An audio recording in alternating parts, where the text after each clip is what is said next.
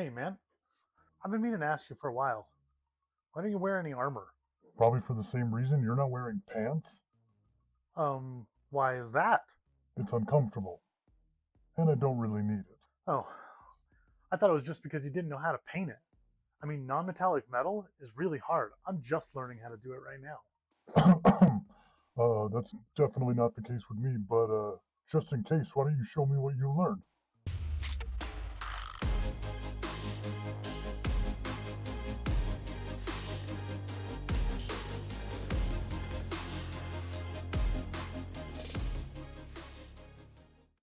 Of all the things in 3D printing, painting, models, armies, and things like that that have scared me, painting has been one that has always been a really touchy subject. It has always been something that has been very hard, and when I do it right, I take a lot of pride in it, which I hope most people do.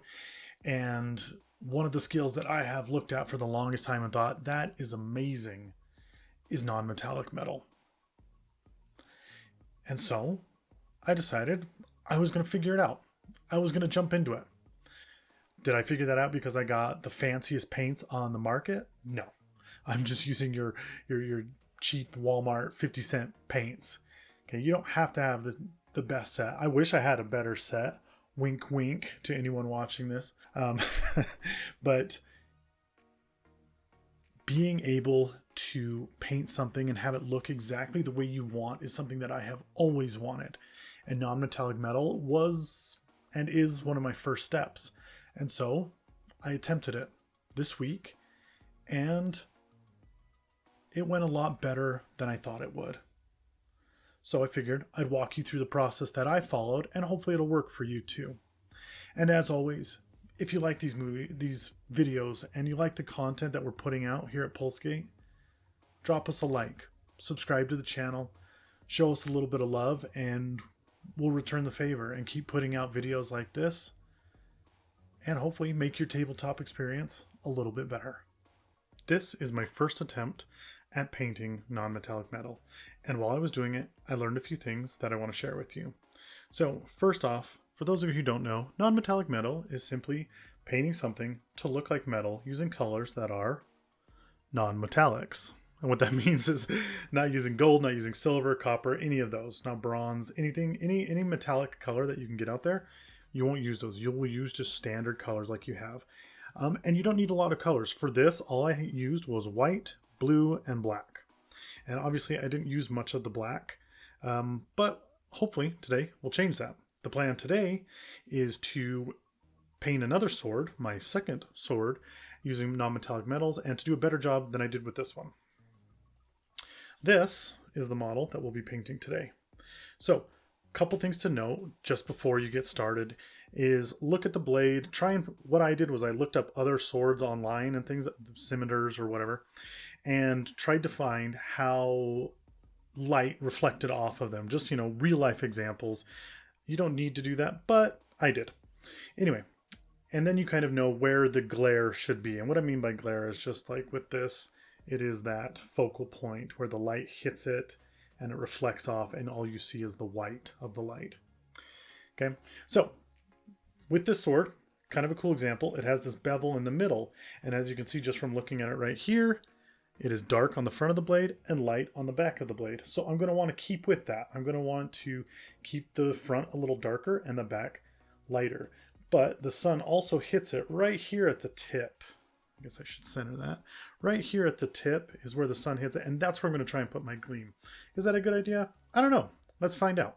So to start out, I got my clean wet palette. I'm going to put 3 colors down is all. I'm going to do white. If you care, this is Snow White.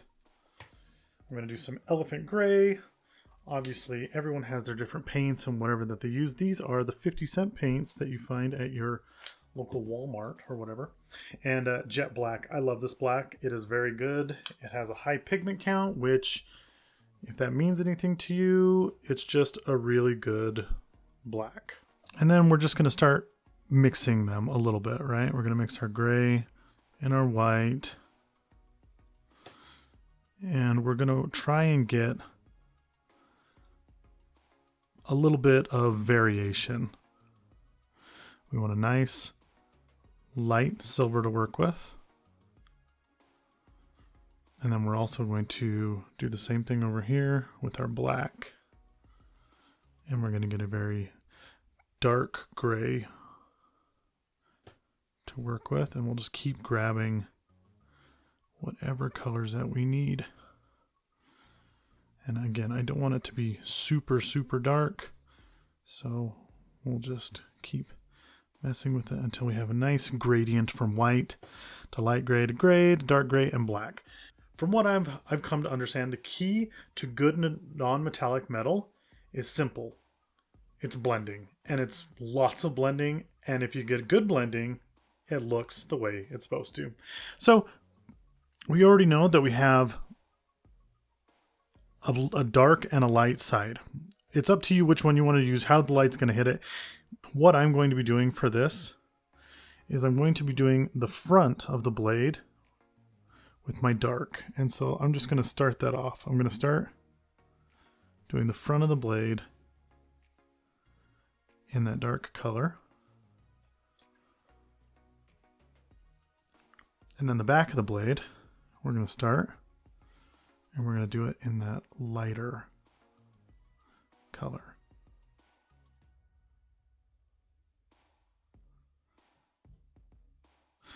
And right off the bat, you can see there's good contrast here, right? We got the dark and the light, and it's just going to get better as we blend. Okay, so now after letting both of these layers dry, do you have to let it dry? No, but I did just kind of for the sake of this, and I wanted to be able to start from scratch on the bottom without having it blend too much. We have our two colors, and we need to start changing them, and we need to blend them from the darker colors down here to the lighter colors up here. Now, we already know that our white is going to be our sheen, our gleam on the blade.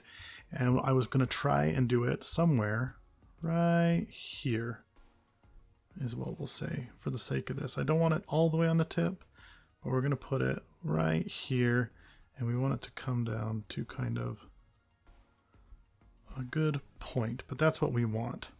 And then all we do is we take our darker colors, and if you wanted to make a darker gray, you could. If you wanted to make a lighter gray, you could, or even a darker between these, our two dark colors, we can do that. But for what I'm going to do, I'm just going to kind of start down here at the bottom, and I'm going to make it black. Okay, and I'm just going to go up a hair is all. You hear people talk about stippling. You can try stippling, which is where you just put tons of like little points down. For the sake of what I'm doing, I'm not going to do that. I'm just going to put a little bit of black down there at the bottom. I'm going to come back and I'm going to get my brush just wet with no paint on it, just a little bit of wet, and we're going to try and feather this up. We don't want it to be black all the way, so we want to feather it, and we can do that just with a little more water. Take off a little bit of that black each time you come back. Paint doesn't have to be super wet, or your brush doesn't have to be super wet, and you just kind of feather that in until you got your dark at the bottom, and it's a little bit lighter by the time that it gets to the top. Then I've done a little bit of blending to do that dark up to the light on both sides and with both colors. I'm kind of noticing that putting the gleam at the tip of the blade, as cool as it is, it doesn't allow for you to put a lot of contrast on the other side.